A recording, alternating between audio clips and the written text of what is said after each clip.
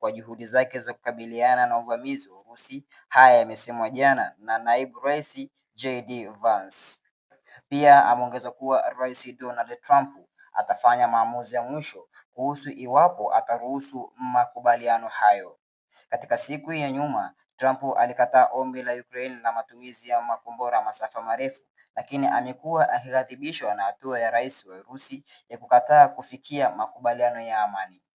Mjumbe maalum wa Marekani nchini Ukraine amesema Trump amedokeza Kiev sasa inapaswa kuwa na uwezo wa kufanya mashambulizi ya makombora ya masafa marefu dhidi ya Urusi.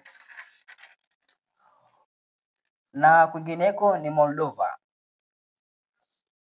Umoja wa Ulaya umepongeza matokeo ya uchaguzi wa wabunge nchini Moldova na kusema umeonyesha kuwa nchi hiyo ndogo ya mashariki mwa Ulaya ipo kwenye njia sahihi ya kujiunga na umoja huo.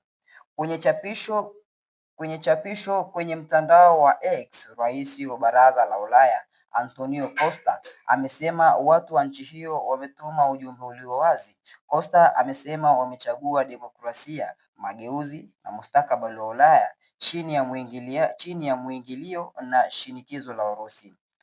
Kwa upande wake, rais wa halmashauri kuu ya umoja huo wa Ulaya Ursula von der Leyen amesema ni wazi Moldova imepiga kura Ulaya, demokrasia na uhuru. Ushindi huo mkubwa dhidi ya upinzani unaoegemea upande wa Urusi unaonesha udhihirishaji wa nchi hiyo ilikuwa jamhuri ya Kisovieti ya kutoka kujiunga na umoja wa Ulaya na kujinasua kutoka kwenye mzunguko wa Urusi.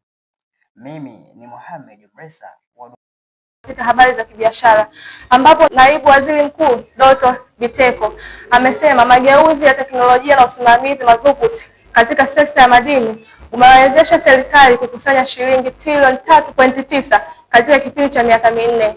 Tuungane na mwanahabari wetu Martin